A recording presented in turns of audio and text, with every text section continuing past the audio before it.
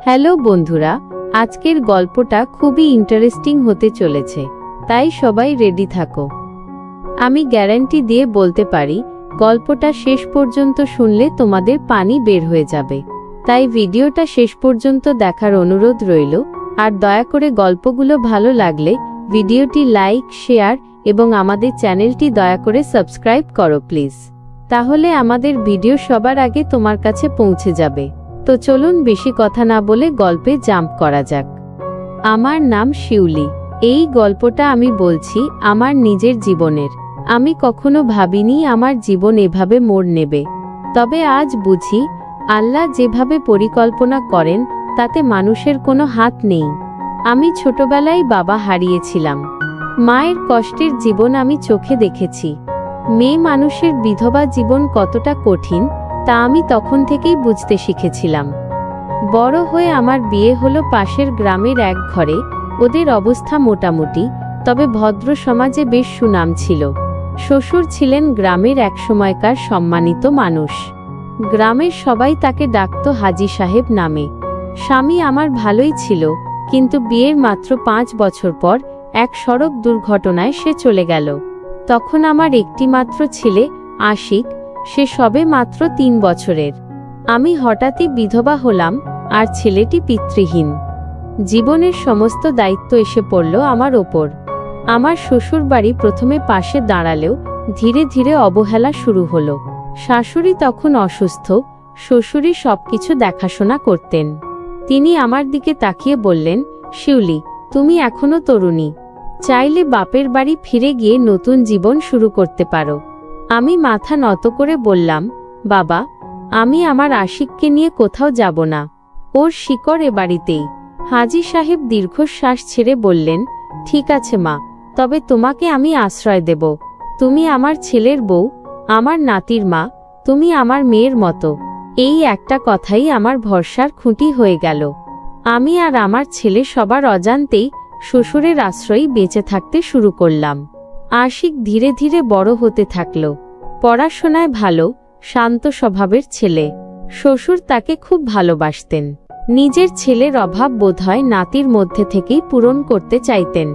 আশিকও তাকে দাদু না বলে ডাকত বাবা। আমার জীবন কেটে যাচ্ছিল সংসারের ছোট ছোট দায়িত্বে। তবে একটা চাপা ভয় সবসময় আমাকে তাড়া করত সমাজ। গ্রামে কত কথা, কত গুজব। বিধবা মেয়েদের নিয়ে লোকজন অকারণ গল্প বানাতে সময় নেয় না। আমি শপথ করে বলেছিলাম, জীবনে আর কোনো পুরুষের ছায়া মেনে নেব না। কিন্তু একদিন একটি ঘটনা আমার সবকিছু ওলটপালট করে দিল। সেটা ছিল বর্ষার রাত।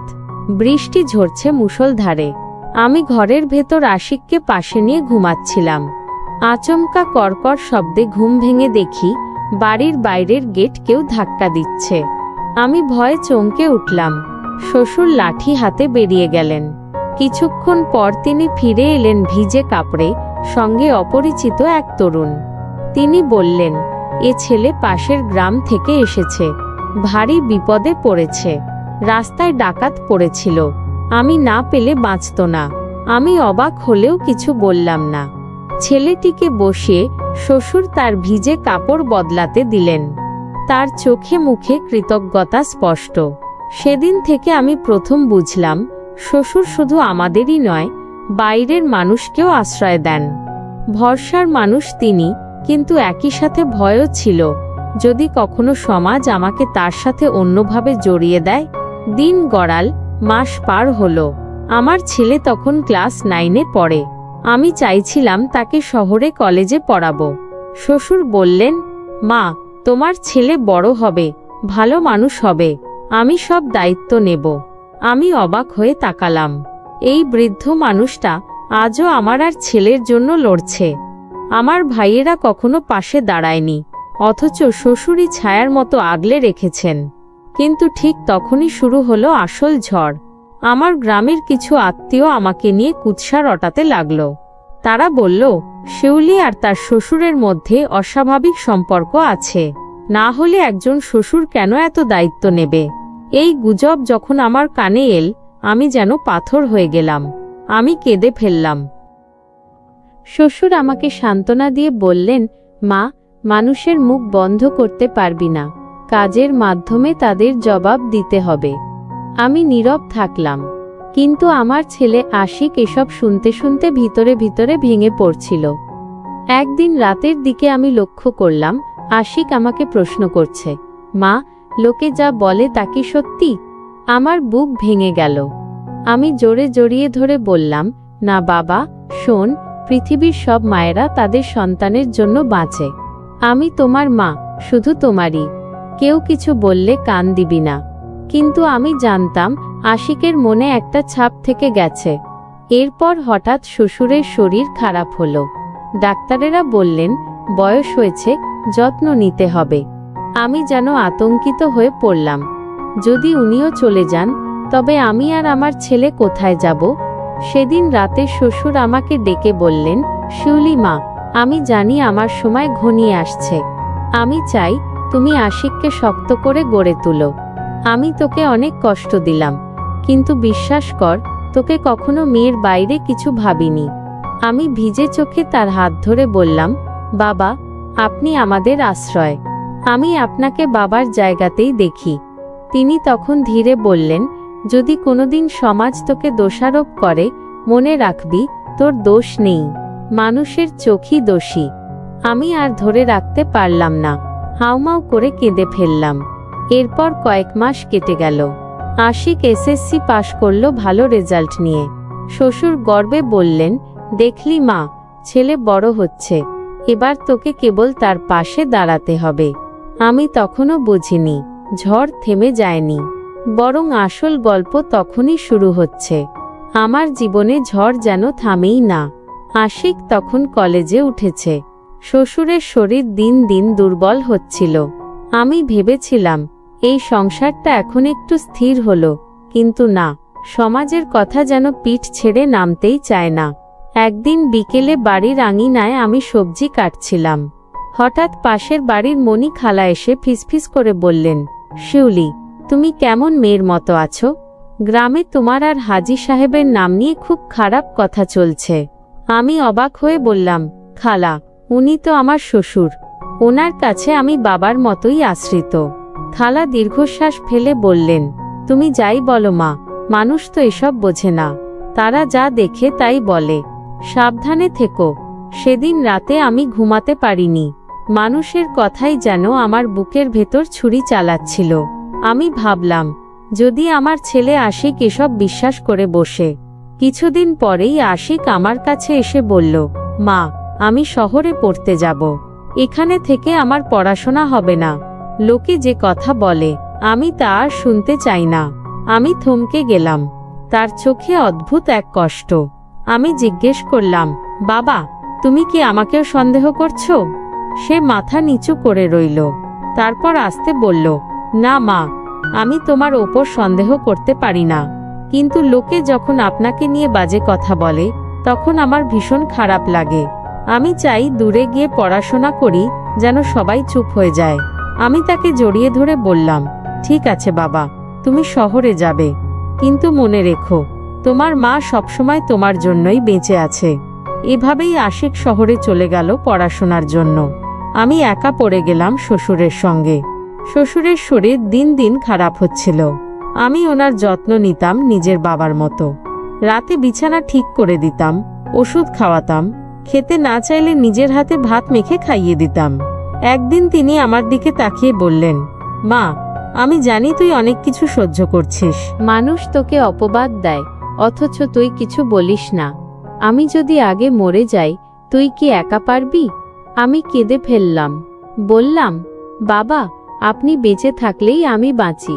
আপনি যদি না থাকেন, আমি কোথায় যাব? তিনি আমার মাথায় হাত রেখে বললেন, তুই শক্ত থাকিস মা, তোর ছেলে বড় হবে, তুই তখন গর্বিত হবি। কিছুদিন পরেই তিনি অসুস্থ হয়ে বিছানায় পড়ে গেলেন। ডাক্তার বললেন, হয়তো বেশি দিন নেই। আমি যেন আকাশ ভেঙে পড়তে দেখলাম। শেষ রাতে শ্বশুর আমার হাত ধরে বললেন, শিউলি, তুই আমার মেয়ের মতো। আমি তোকে আশ্রয় দিয়েছি, কিন্তু সত্যি বলতে তুই আমায় বাঁচিয়ে রেখেছিলি। তোর ছেলেকে মানুষ করে তুলিস। আর মনে রেখিস, কারো কথায় কখনো নিজেকে দোষী ভাবিস না। সেদিন ভোরেই তিনি মারা গেলেন। আমি হাউমাউ করে কেঁদে উঠলাম। মনে হলো আমি যেন আবার একা হয়ে গেলাম। শ্বশুর চলে যাওয়ার পর আমার অবস্থাটা আরো কঠিন হলো। আশিক তখনও শহরে, পড়াশোনার চাপ। আমি একা সংসার চালাতাম। তবে গ্রামে আবার শুরু হলো গুজব। কেউ বলল শিউলি নিশ্চয়ই শ্বশুরের সম্পত্তি দখল করবে, কেউ বলল ওর চরিত্র খারাপ। আমি এসব শুনে কষ্ট পেলেও চুপ করে থাকতাম, কারণ জানতাম সত্য একদিন নিজে থেকেই প্রকাশ পাবে। আশিক ধীরে ধীরে বড় হলো, বিশ্ববিদ্যালয়ে ভর্তি হলো। পড়াশোনায় এতটাই ভালো করছিল যে শিক্ষকেরা তাকে আলাদা নজরে দেখতেন।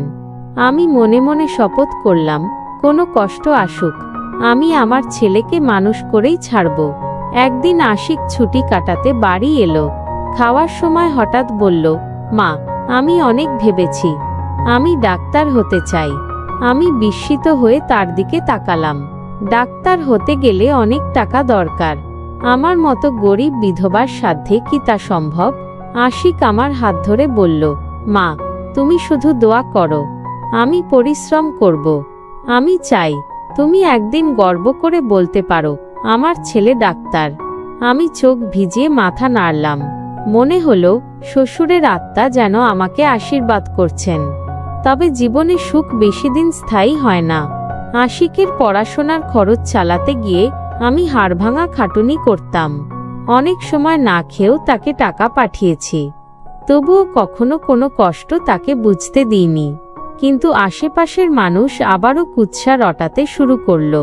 তারা বলল, শিউলি নিশ্চয়ই কারো কাছ থেকে সাহায্য নিচ্ছে, না হলে এত টাকা কোথা থেকে আসে? আমি জানতাম আশিক শুনলে কষ্ট পাবে, তাই তাকে কিছু বলিনি। একদিন সন্ধ্যায় বাজার থেকে ফিরছিলাম। তখন গ্রামের এক মহিলা হেসে বলল, তুমি তো বেশ আছো শিউলি, ছেলে শহরে ডাক্তার হবে, আর তুমি নিশ্চয়ই কারো সাহায্যে সব চালাচ্ছ। আমি দাঁত চেপে সহ্য করলাম, কিন্তু ভেতরে ভেতরে আগুন জ্বলছিল। আমি জানতাম একদিন আমার ছেলে বড় হয়ে এই সব অপবাদ মুছে দেবে। অবশেষে আশিক MBBS পাশ করল। আমি যেন বুক ভরা গর্বে আকাশ ছুঁই। গ্রামে লোকজনও মুখ নিচু করল। কিন্তু ঠিক তখনই ঘটল অপ্রত্যাশিত ঘটনা। একদিন রাতে আশিক বাড়িতে এলো। খাওয়া শেষে হঠাৎ বলল, মা, আমি একটা কথা বলবো, কিন্তু তুমি কষ্ট পেও না। গ্রামের অনেকে এখনো তোমাকে নিয়ে খারাপ কথা বলে। আমি চাই তোমাকে কোথাও দূরে নিয়ে যাই, শহরে একটা বাড়ি নেব, তুমি আমার সাথে থাকবে। আমি চমকে গেলাম। বললাম, কেন বাবা, আমি কি তোমার জন্য লজ্জার? সে চোখ ভিজিয়ে বলল, না মা, তুমি আমার গর্ব, কিন্তু আমি চাই তুমি শান্তিতে বাঁচো। এই গ্রামের লোকেরা কখনো তোমাকে শান্তিতে থাকতে দেবে না। আমি কিছুক্ষণ চুপ করে থেকে মাথা নাড়লাম। বললাম, ঠিক আছে বাবা, তুই যেভাবে ভালো মনে করিস। আমরা শহরে চলে এলাম। আশিক তখন হাসপাতালের ডাক্তার। আমি তার পাশে থাকি, রান্না বান্না করি, সংসার সামলাই। একদিন হঠাৎ সে বলল, মা, আমি বিয়ে করব, তুমি আমার জন্য পাত্রী দেখবে। আমার বুক কেঁপে উঠল। মনে হলো এবার আমার ছেলেকে অন্যের হাতে তুলে দিতে হবে। কিন্তু আমি জানতাম সময় এসেছে। আমি পাত্রী দেখতে শুরু করলাম। অবশেষে ভালো এক পরিবার থেকে মেয়ের প্রস্তাব এলো। মেয়েটি শিক্ষিতা, ভদ্র। আশিক রাজি হলো। বিয়ের দিন আমি কেঁদে ফেললাম। মনে হলো আমার জীবনের সবচেয়ে বড় দায়িত্ব শেষ হলো। শিক্ষণীয় বার্তা, আজ আমি এই গল্প লিখছি শুধু একটাই কারণ, মানুষ যাতে বুঝতে পারে সমাজের কথা শুনে কাউকে বিচার করা উচিত নয়। শ্বশুর আমাকে আশ্রয় দিয়েছিলেন বাবার মতো, অথচ সমাজ আমাকে দোষারোপ করেছিল। আমার ছেলে আজ ডাক্তার। সে প্রমাণ করেছে সত্য যতই চাপা থাকুক, একদিন না একদিন আলোর মতো প্রকাশ পায়। বন্ধুরা, মনে রেখো, অপবাদ কখনো মানুষের আসল চেহারা বদলাতে পারে না। পরিশ্রম আর সততাই শেষমেশ জয়ী হয়। এভাবেই শেষ হলো আমার গল্প। এই ছিল আজকের গল্প। ভিডিওটি ভালো লাগলে দয়া করে লাইক, কমেন্ট এবং আর ব্লগ স্টোরি চ্যানেলটি সাবস্ক্রাইব করে আমাদের সাথে থাকুন। দেখা হচ্ছে কালকের ভিডিওতে। সেই পর্যন্ত সবাই ভালো থাকুন। ধন্যবাদ।